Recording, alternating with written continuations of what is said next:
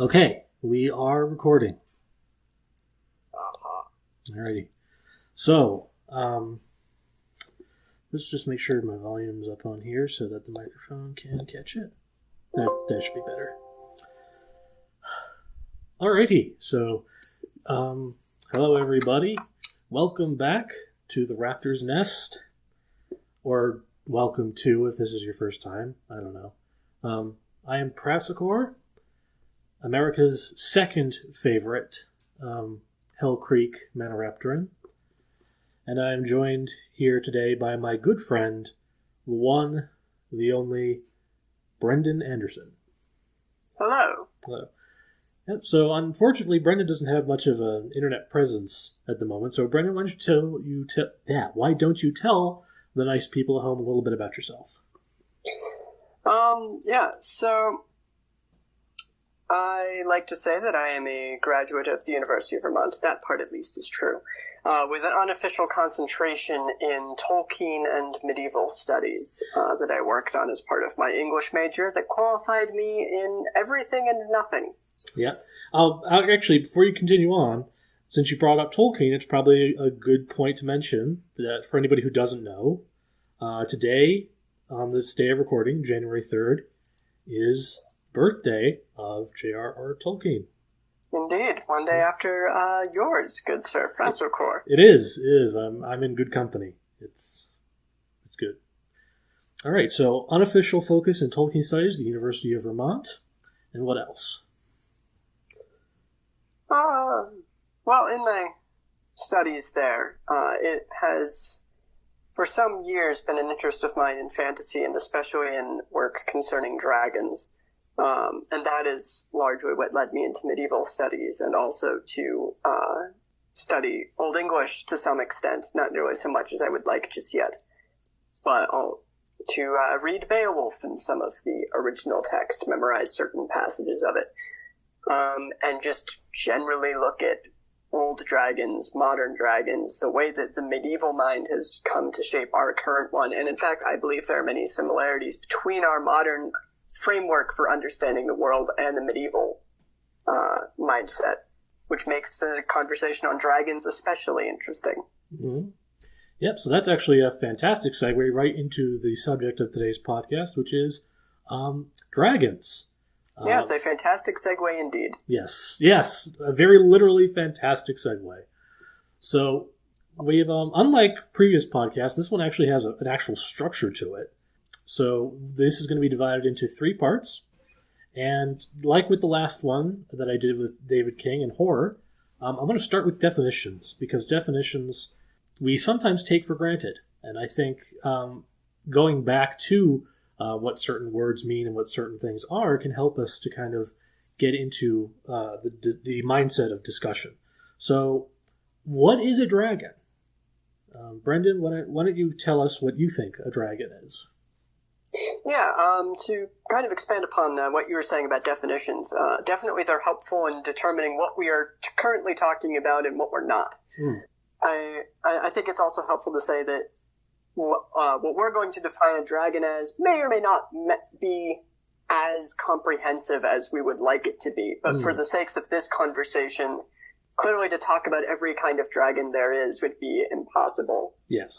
Anything that's ever taken on that name. But we really want to be focused on Western ideas of dragons. Mostly because that's what we know. Mm-hmm. And I think Patrick will talk more about further reasons why we want to move more towards the Western dragon side, and differences between Western and Eastern dragons. Yeah, so I guess I'll just start a brief preface to that discussion by just saying I don't think Eastern and Western dragons are the same thing.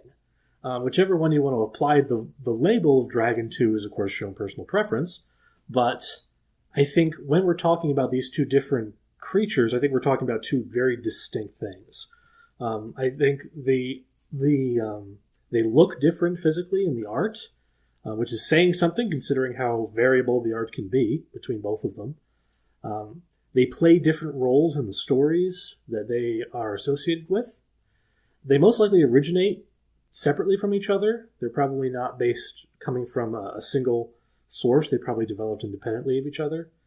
And they have different powers. Even though there's some overlap, generally they have different abilities.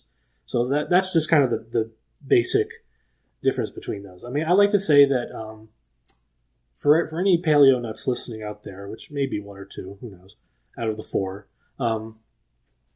think of it like this. If something like Dimetrodon, the sail-backed stem mammal, is often considered to be a dinosaur. Often you see it labeled as a dinosaur in like bad kids books or bad documentaries even. It's kind of like that, where, yeah, it looks kind of superficially like the things we call dinosaurs, but it's not a dinosaur. And same thing with Eastern dragons versus Western dragons, is that if we're trying to be a bit more specific here, which we are trying to be as best we can, because again, even within limiting it to Western dragons, we're talking about more of like an umbrella term for various different creatures with various different physical descriptions and various supernatural abilities. So we're trying to, again, just by limiting the discussion to Western dragons here, it gives us more of a target to focus on. Right. And like Brendan said, it's because it's what we are more familiar with. Having grown up in the West and having heard more of the stories about Western dragons than Eastern dragons, it just kind of makes sense. Yep. I do find it interesting to bring Joseph Campbell in for a moment.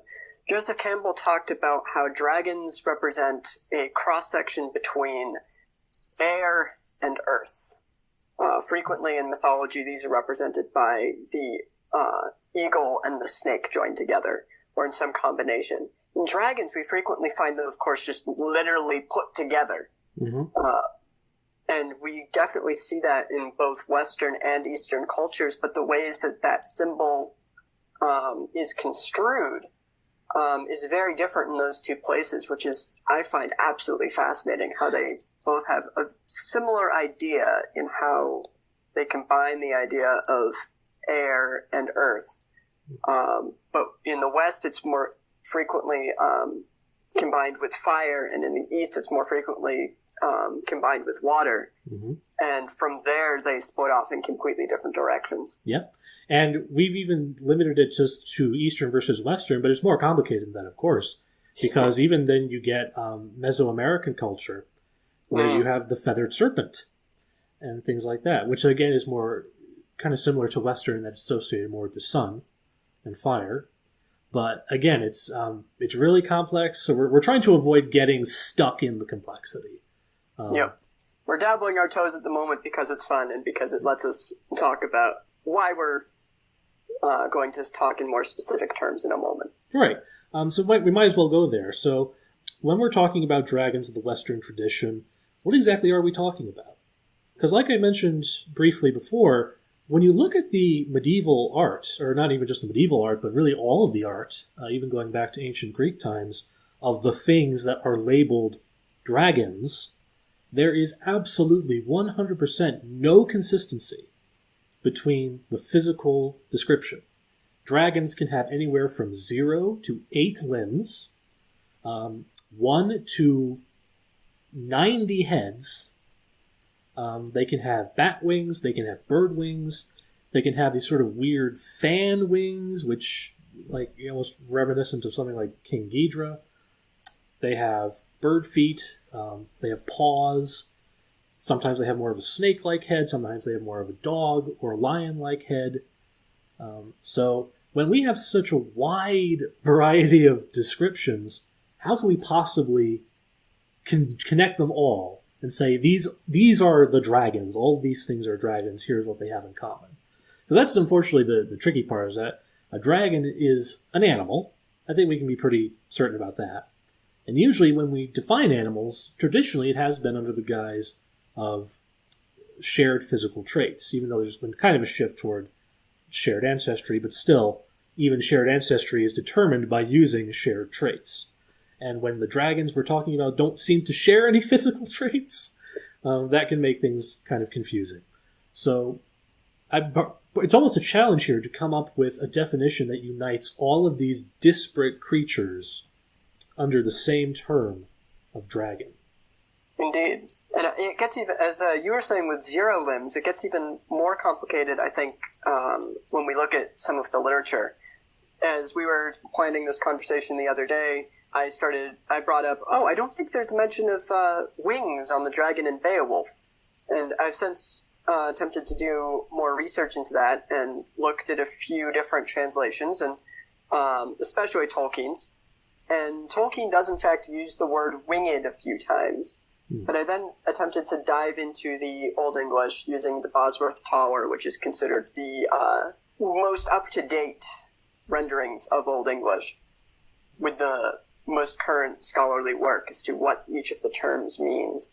And I was delving into the parts, particularly around the points where, like, Tolkien said that the word winged was used, or just places where the dragon is flying, and I couldn't find anything from Bosworth Tower's definitions that actually pointed to clearly wings. Frequently when the dragon is flying, like, it's clear that he's flying, but it's frequently compounded with imagery about being wreathed in fire, more so than anything about wings, which is more interesting in a poetic term and also in the imagery of it. So that now I'm really enjoying the idea of this dragon that seems to be propelled by fire, almost like a rocket, only so much cooler. Oh my god, it's got giant flames coming out of its anus. Well, that would be the Terry Pratchett dragon.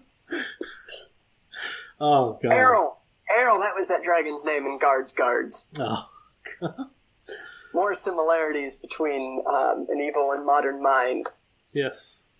But you, of course, would know more about this than I would, but one thing that came to mind is it possible that the Beowulf dragon does have wings, and it's simply inferred just because it's mentioned that it's flying, so you'd think, oh, well, it's got to have wings. Because everything that flies has wings. Yep. That is absolutely possible. And it, given how prolific dragon art is, so this is where the imagery comes in handy.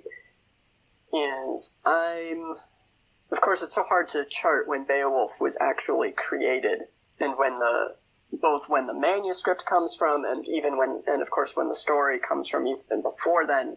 So it's difficult to chart when our idea of dragon imagery, or when visual art might be coinciding with the Beowulf poet. But seeing as how just about every image I can think of from the Western tradition, especially around Anglo-Saxon, Germanic, Viking culture, has some image of a dragon with wings. I think that they're frequently even implied in the dragon-headed ships on Viking ships. It seems far more likely that the dragon does have wings, and they are implied, even if they're not explicitly mentioned. But it is, I think, an interesting thing to bring into the conversation of, it could be implied, it might be that they're not there. It definitely adds to our idea of, we don't really know what a dragon looks like, and yet we have very clear ideas. Yeah, and that's the interesting thing also, is that, remember, a dragon isn't a real thing. At least not physically, in the sense that an elephant is a real thing. So it is interesting how certain imagery and certain traits do seem to kind of get attached to this thing that we call a dragon. So I'm trying to think there. So if we could try our best to narrow down the sort of the core element, like, what does a dragon have to have in order to be considered a dragon? This is when we get into tricky territory, and I think the easiest thing to do is to go psychologically and symbolically, especially when we're talking in the Western tradition. As mentioned before, the symbolic nature of Eastern and Western dragons is so drastically different. And then, as you mentioned, also South American dragons, again, very different. So when we're trying to find a link between these creatures, I think it's best to go for, they represent a force that is both natural and yet malevolent. Yes, I agree. I think a dragon has to have powerful destructive capabilities. And often malevolent intent. Basically, it's almost one way to think of it is as a natural disaster taking on the guise of a fantastic creature. Yes. Some dark shadow part of the self, of the unconscious part of humanity, and that is therefore manifested as the shadow part of the hero in the tale that must be overcome in one way or another. And in traditional mythology, that inevitably plays the part of the hero slaying the monster. This is one of those points where postmodern fantasy really adds to the lore and finds more interesting things to do with how do we overcome our darker part of ourselves, and offers an alternative of we befriend it, or at least make a truce with it so that it becomes a part of ourselves, and that gives us power instead of destroying it. Yes. So I guess that's actually a good segue into the next sort of area of discussion, which is that what are dragons today? How has the dragon myth evolved into 2017? So just to briefly cap the first part of the discussion, a dragon basically is a powerful, natural, or supernatural, arising from nature but with supernatural or fantastic powers that poses a threat to humanity as a whole, and in the context of a story, to our hero. And that has to be overcome. So then we move on to, what does that mean today? And one of the things that I came up with when I was thinking about this is that I think sort of the perfect incarnation of that idea today is Godzilla. So ironically, the natural evolution of the Western dragon comes from the East.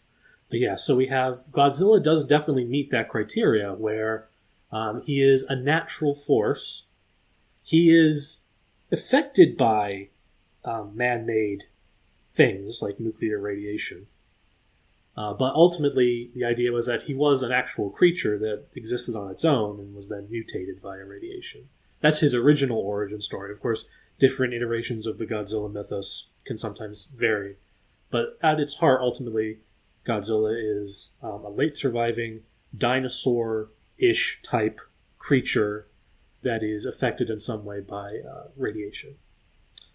So once you have that aspect to it, Godzilla is incredibly destructive, incredibly chaotic, not necessarily malevolent, but so wrathful and so destructive that his intent becomes almost irrelevant, and then he is eventually overcome, at least in the original film, with the oxygen destroyer.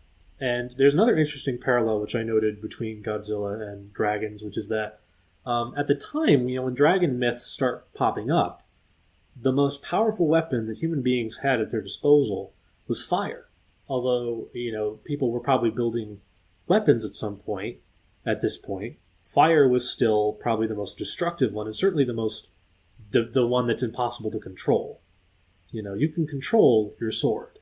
You can't control wildfire. What's the most powerful weapon in 2017? Nuclear bombs. Nuclear bombs, yep, nuclear weapons. And what does Godzilla use as his weapon? Nuclear breath. Nuclear breath, yes. So it's this interesting parallel where the dragons of these ancient myths are wielding, humankind's most powerful weapon, which is also a force of nature as its destructive tool. And then the same thing with nuclear radiation and, the age of the atom and so on, where, again, atomic power, atoms are natural. Atoms, are a perfectly natural thing, but then when used by humans, they can have a destructive power that is then wielded by this dragon, this Godzilla. Right. I think Godzilla also makes an excellent way to talk about other details here. Since at the very beginning, when we were getting into this conversation, I mentioned Joseph Campbell and his idea that dragons are earth meets air. Godzilla doesn't have a lot of air about him, but he certainly is grounded in earth. He looks like rock formations in addition to having the scales that are patterned after nuclear burns. He clearly has come from the water, and then he's got fire in the form of the atomic breath. Mm-hmm. So he does still have three of the core sort of Aristotelian elements. Mm-hmm. What gets even more interesting is that it really lets us look at how these interplay of elements are seen by both the modern mind and also, I think, lets us look at the ancient mind. Because Godzilla represents three of the biggest threats to Japan in their entire history. Earthquakes, tsunamis, and nuclear destruction. Mm.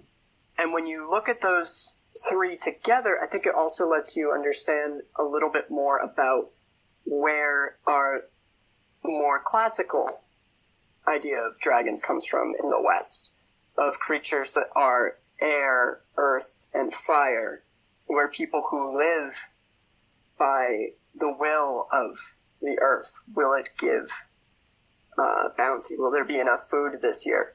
And you look at stories where the dragon, there's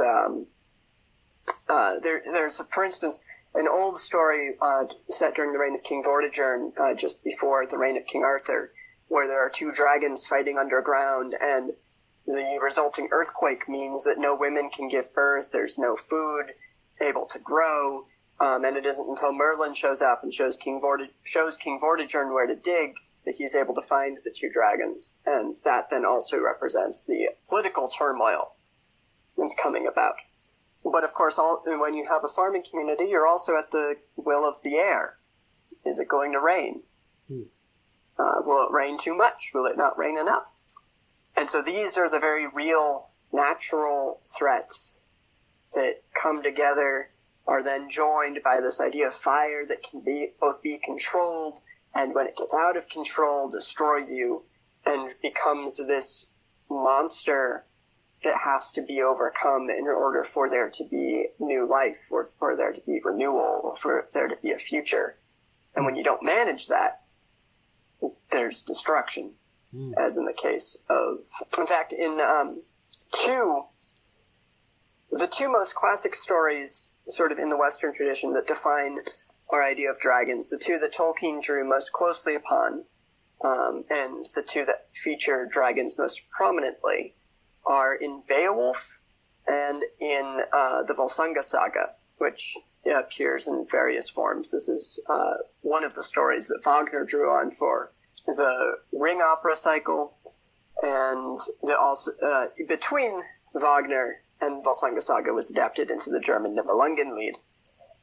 But in these two, the main characters fight dragons who have treasure hoards, and they both succeed in slaying the dragon, but as a result of slaying the dragon, everyone around them dies.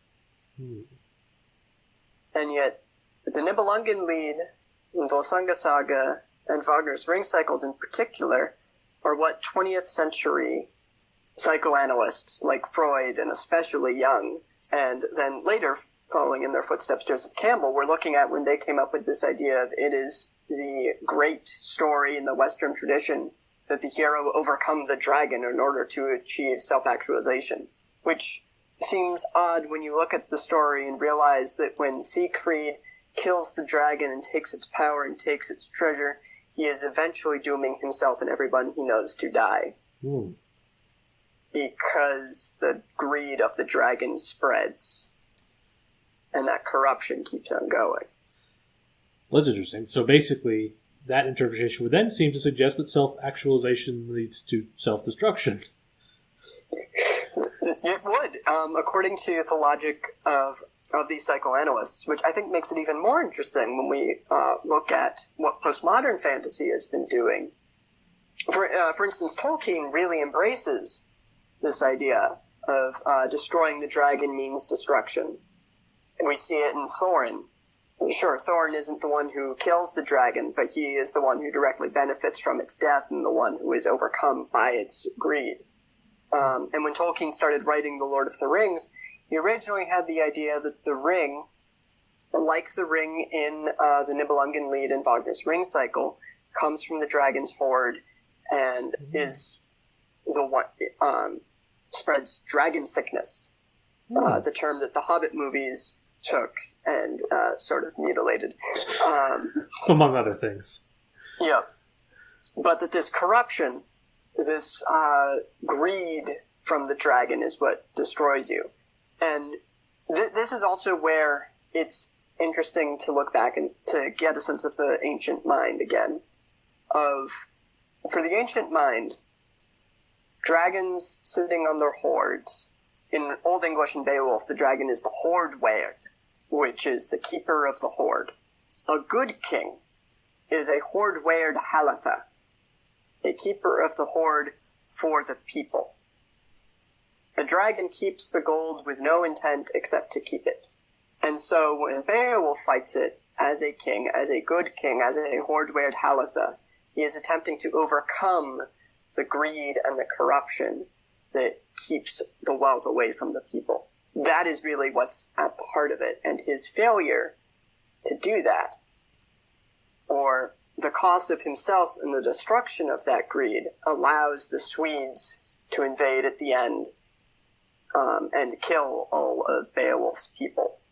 Now, in Tolkien, again, it's that greed, it's that selfish corruption of the king to keep gold instead of distributing it as he should, to be a ring giver.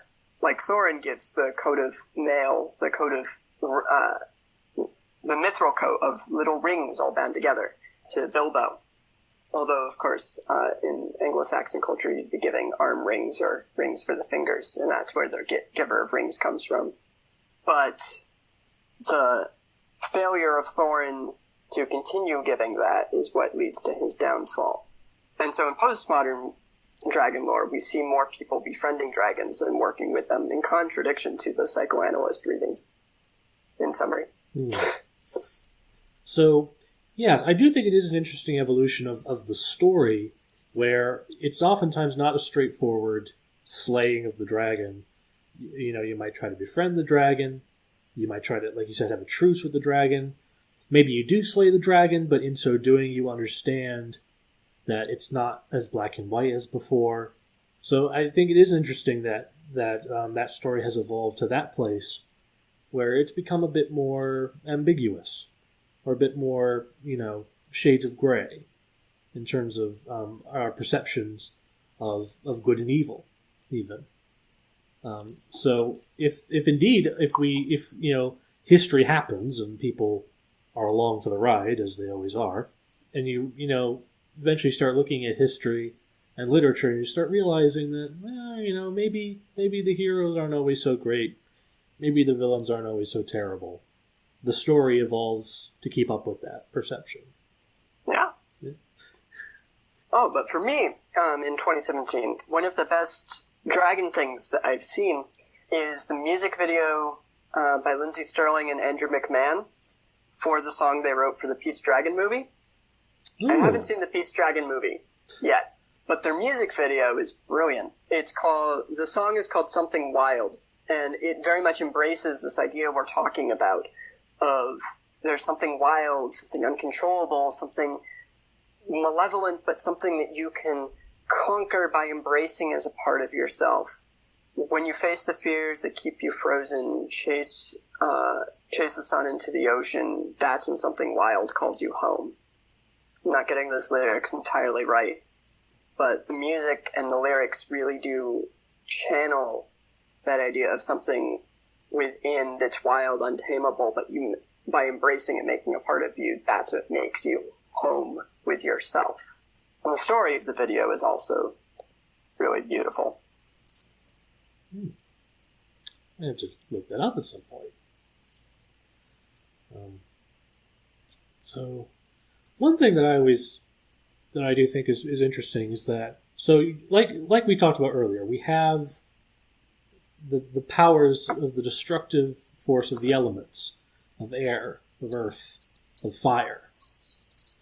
Now, there's any number of ways that people could have chosen to interpret that in stories. The question then becomes, why a dragon? Why a big, giant monster, essentially? Well, the interesting thing, of course, is that there's a few different ways that these become rendered. Like, we've already pointed out how in various cultures, these same ideas are rendered differently, take on different places, and then we can start talking about, say, griffins. Griffin is getting at a similar idea of now we've got a lion, still very much an earth creature, but different symbolism there compared to, say, a snake. But again, joined with something that flies, like an eagle.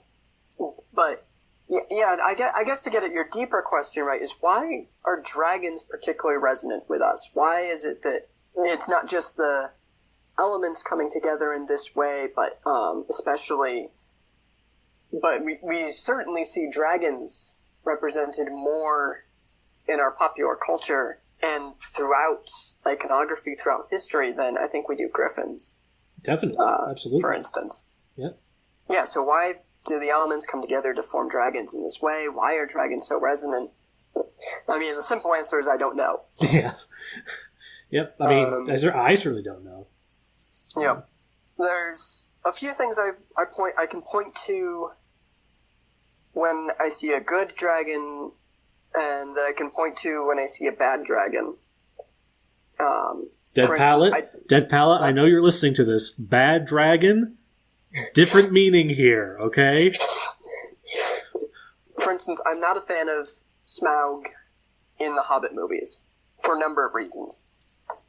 3 key reasons is that in my mind, watching those movies, when I see Smaug without 4 legs, so that he's got more of the wyvern design, I just want to briefly say here for a little trivia here. So the whole distinction between dragons and wyverns, you can chuck it out the window. I don't care, because there's a couple of reasons. One, that is unique to Scottish, Irish, and English heraldry. You do not see this distinction made in the rest of Europe. And 2, it only pops up starting in, I think, the 15th century or the 1500s, either one. So it's a recent, quote-unquote, thing, and it's so limited to that region. So, again, I think wyverns fall under this larger umbrella term of dragon, which, again, considering some of the art of depicting these things, it's perfectly consistent. Having said that, both Brendan and I definitely prefer the idea of a dragon like Smaug as a hexapodal, that is to say, 6-limbed dragon. So it has a pair of front legs, a pair of back legs, and a pair of wings. As opposed to a wyvern, which is more of a tetrapodal dragon, only has the wings and the back legs, no front legs. Yep. And I will say, of course, I like the wyvern design, the tetrapodal design in Skyrim. I find that those dragons are powerful. Part of that is, I think, because of the experience of the game, of when they pop out over the top of a hill as I'm just wandering along doing my thing, I really don't care how many limbs they have. I'm in for a fight, and I'm pretty scared. Yes. And that is exactly the reaction that I want. Is that I should feel like a plaything at the expense of I should feel like a small thing on a dragon's dinner plate, just trying desperately to fight for my life. And if I win, that should feel satisfying. And Skyrim captured that entirely. Yeah. With Smaug in the Hobbit movie, I remember you mentioned this when we went to see it, actually, where it felt like that at first. You felt like that at first because the dragon is just so damn big. And they do a good job in terms of the visual effects of conveying that. It does feel like a big thing. But it quickly loses that sense because, unlike in the book, where Bilbo is wearing the ring and hiding in his little hidey hole, and he's just kind of like calling out to Smaug, they're not like face to face. You never get the impression that Smaug would kill Bilbo if he had the opportunity. In the movie, that is correct. Yeah. No, in the book, it definitely feels like Smaug is just waiting for Bilbo to reveal himself so he can kill him. Yep. Yeah. In the book, you have the sense, right, of if Bilbo makes one mistake, he's dead. Mm-hmm. If Smaug runs out of patience with Bilbo's riddling, he's dead. Mm-hmm. In the movie, it didn't bother me It bothered me that Bilbo's going down not wearing the ring right away, because that feels stupid. That is stupid.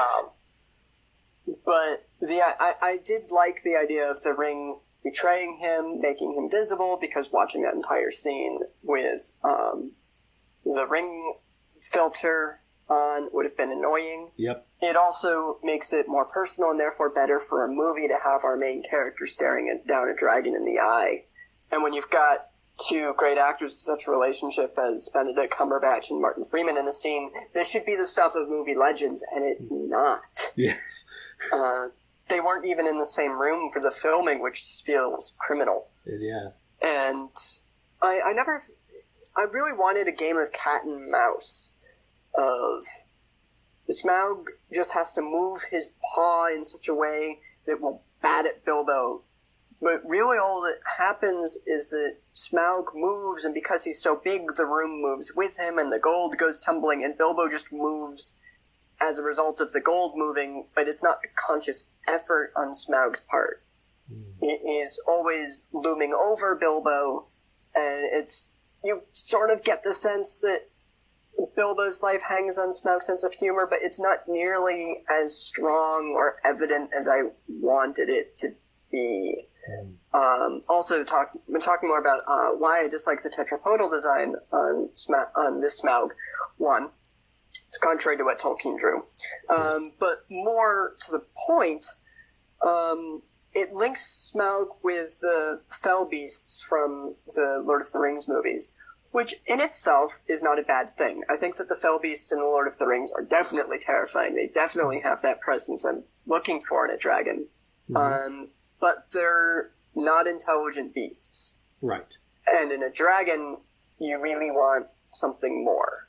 And Smaug sets himself apart by being bigger and by talking, but I think that the extra legs would have definitely added that extra dimension to make it clear this is not a fell beast. This is a whole other thing you're dealing with now. Yeah.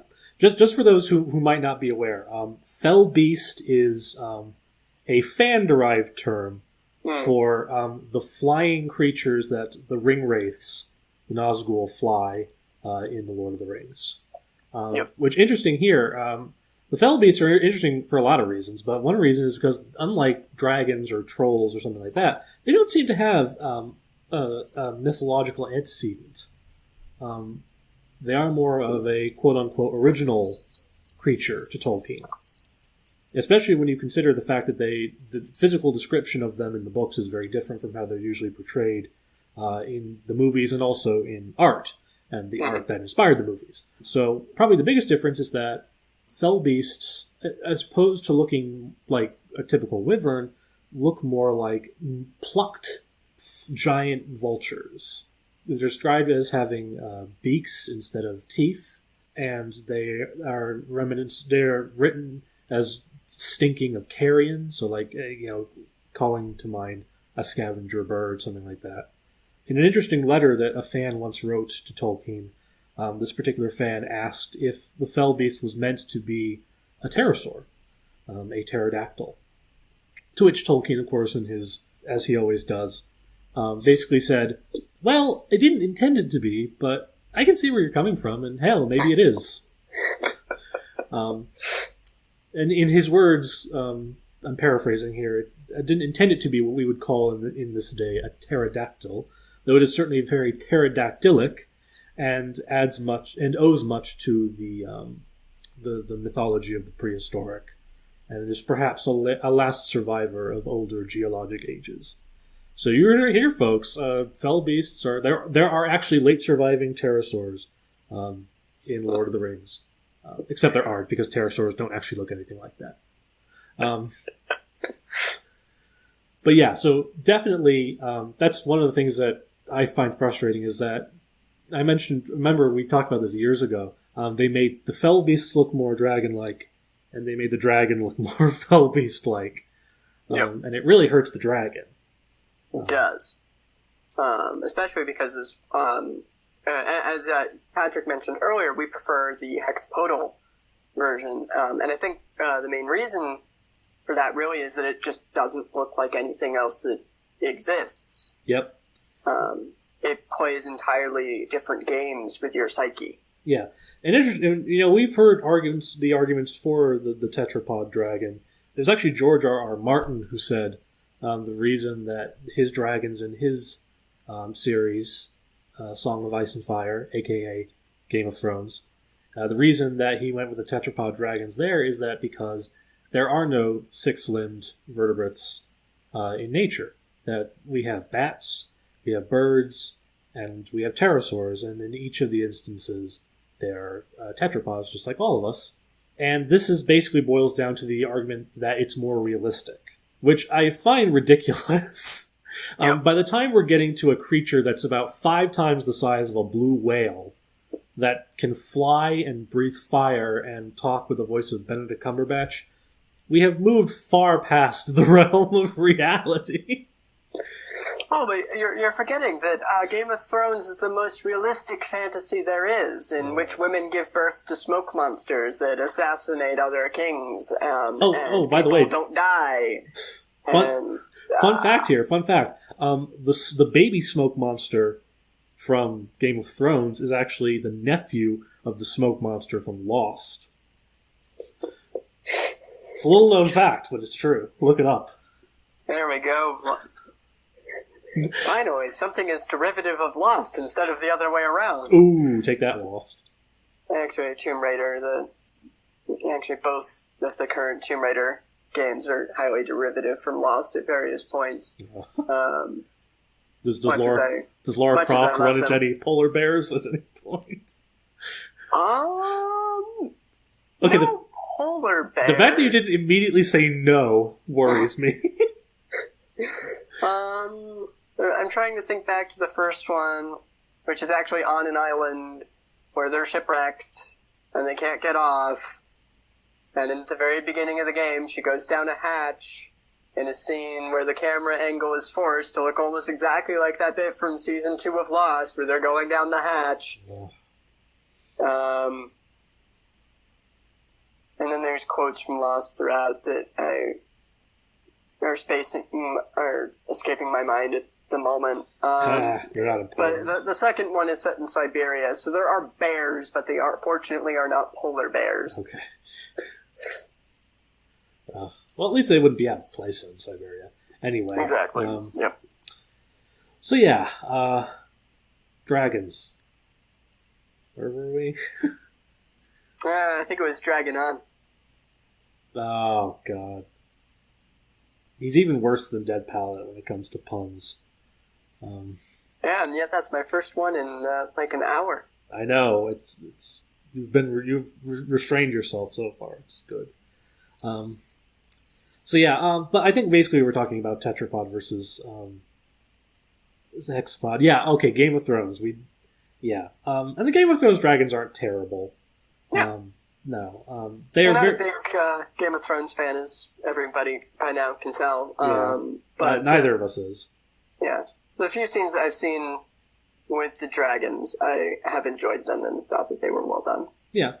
But that's the thing, is that the dragons of Game of Thrones are a very different beast, very literally, than Smaug, which is that the dragons of Game of Thrones are just animals. Powerful animals, but animals, ultimately. Mm-hmm. Whereas... Although they do also kind of represent that malevolent natural force balanced with the psyche we're talking about, and that they do sort of represent the darker side of Daenerys, which is balanced in a very interesting way in her title, Mother of Dragons, and how she's nurturing to them, and yet they do represent the violent side that she just unleashes. So it's really interesting seeing how the game... When I think about it that way, it's really interesting seeing how Game of Thrones balances that, what would seem a natural dichotomy, but really makes a lot of sense. Mm-hmm. Oh yeah, no, it's really interesting actually when you think about the number of things that feel like they should be like polar opposites, but actually work very well together, and that's a good example there. But yeah, I definitely, both of us prefer the six-limbed dragon because it is just more fantastic. It is more spectacular. It has more power, I think, than a typical four-legged animal. And that's not to say that a giant flying tetrapod wouldn't be spectacular. I mean, you're talking to someone who's one of my all-time favorite creatures are giant as dark pterosaurs. And if you haven't seen one of those before, go Google them right now, because a single picture of a giant as dark pterosaur is infinitely more interesting than anything that will be said on this podcast, if you've never seen one before. Yeah, it's just, I don't know. It just, like you said, it just affects the psyche, and it affects perception in ways that the tetrapod dragon just doesn't. So now, actually, this actually brings us to the third point we were going to talk about, which is what do we like in our dragons? So I guess this is a good point to bring up another interpretation of dragons that has happened within the last 40 years or so, and that has been the speculative evolutionary interpretation of dragons, which is very different from the medieval literary interpretation of the dragon. It's a very different kind. It's basically postulating, is it possible that something like a dragon could potentially have existed at some point in the history of life on this planet? It's not necessarily saying, this isn't like cryptozoology where we're saying dragons are real and we have to go find them, hanging out with Bigfoot. It's more simply saying, okay, dragons don't exist, but could they exist? Is it possible that something like a dragon could have existed on this planet? And the answer is maybe, kinda. There have been different interpretations of this scenario. One of the first, I think, was done in the 70s, and in that, I forget the title of the book, but in that iteration, the dragons were the descendants of theropod dinosaurs from the Cretaceous period, which on the surface sounds kind of plausible, but the more you learn about theropods, the more you realize it's not very likely you would get something like your typical medieval dragon from a theropod. There have been subsequent interpretations that postulated that dragons are croc-line archosaurs. That is to say that they are distantly related to crocodiles and alligators. They're not crocodiles and alligators themselves, but they are part of a line that includes crocs and alligators and excludes everything else. So in this interpretation, dragons evolved in the Mesozoic era, and they're pretty diverse. The false palate that crocodiles use to prevent their lungs flooding when they eat underwater is used by dragons to prevent backdrafts of fire from scorching their lungs. Basically, the dragon lineage, for whatever reason, has a problem with Hox genes, which are the genes that basically control the production of limbs and extremities and organs and things like that. So this is what results in dragons evolving a separate pair of forelimbs that are then adapted into wings, and also responsible for the evolution of a second pair of lungs, which are filled with a less dense than air gas, which helps them to be buoyant in flight, even though they're so large. This gas is then also combustible, and when combined with elements that they ingest, will produce fire.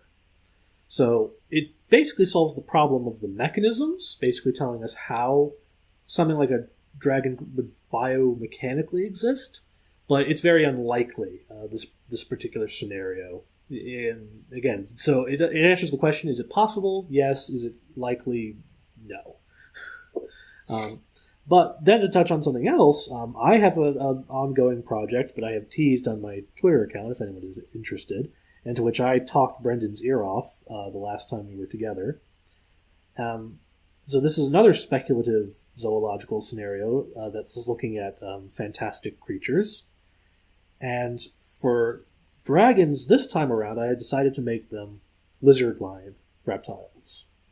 And I have a very clear progression of how this works. Now, in this particular project, magic is a force.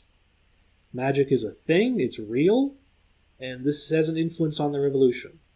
But even with that in mind, a lot of it is, I try to keep as plausible as possible. So, basically, dragons are anguimorph lizards. This is a clade of lizards that includes monitor lizards, skinks, a lot of different... It's a very diverse group of lizards. It also includes all of the venomous lizards, and possibly including snakes.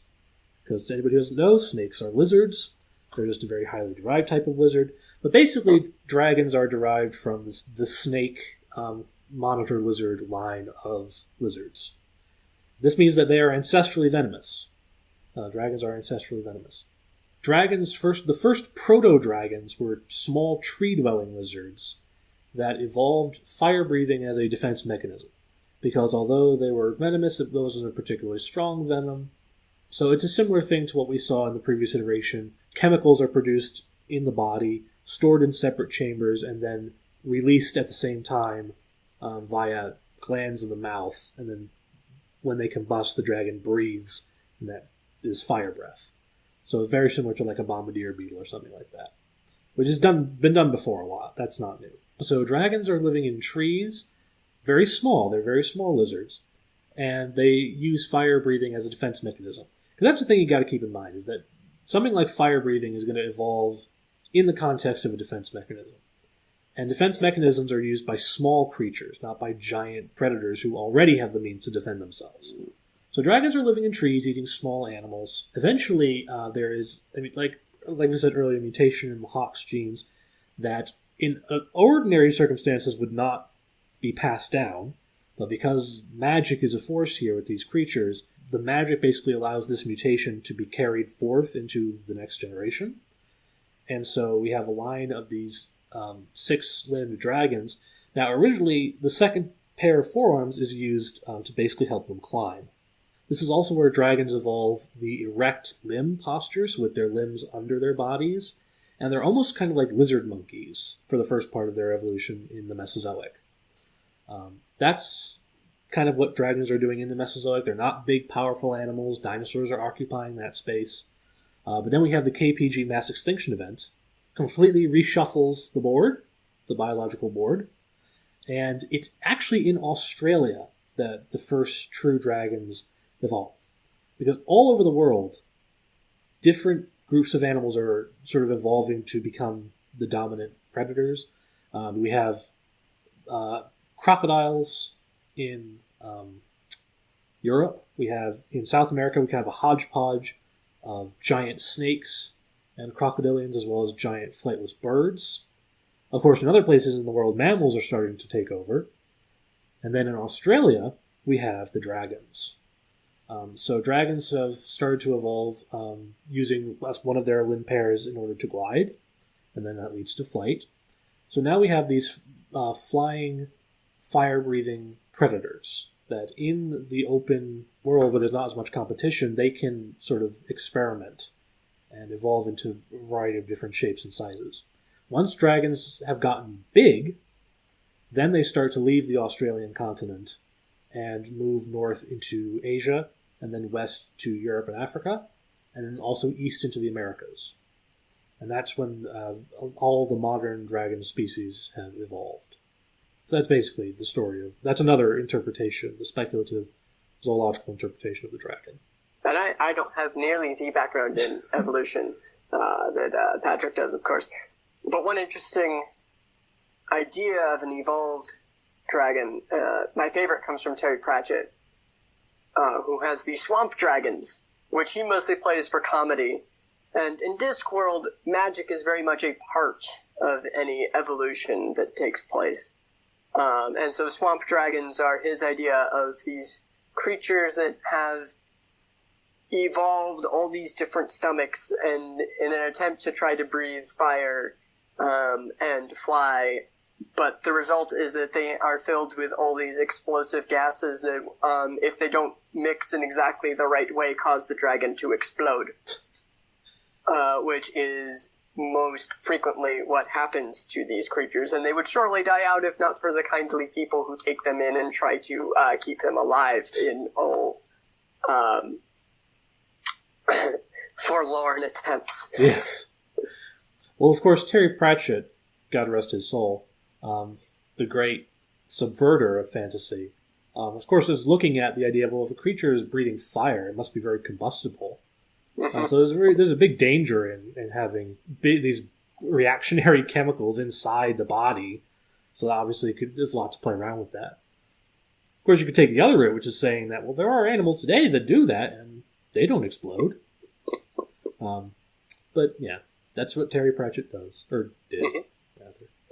And he introduces them in the book Guards, where the villain of the, well, I guess not exactly the villain, because there's a villain who's behind the dragon, but the main center of the conflict is around a dragon that's being summoned.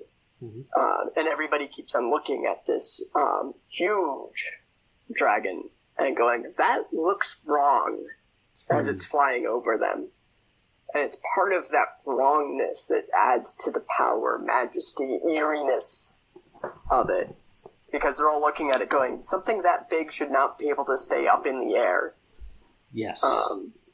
Yeah. So Terry Pratchett balances the dragon that literally feeds on magic in order to stay flying with his more loosely scientific swamp dragon.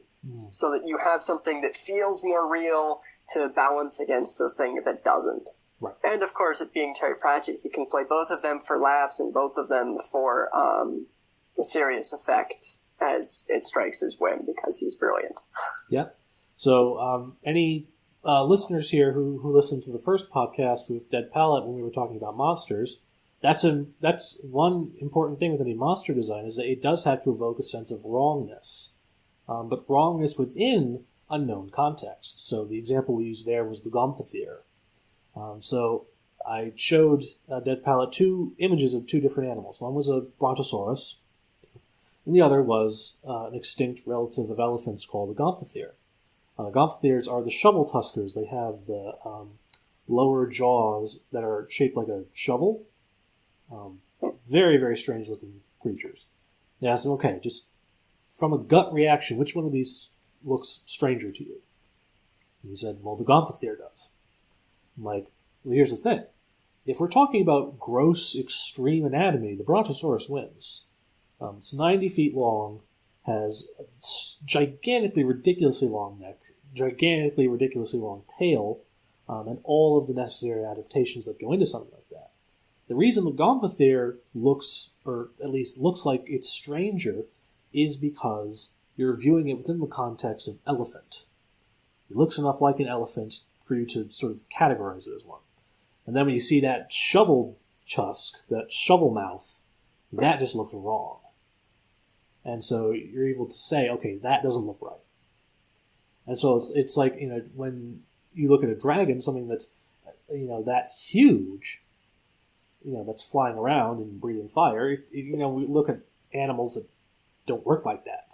We're viewing it in the context of just animal, and animals don't work that way. So it feels wrong.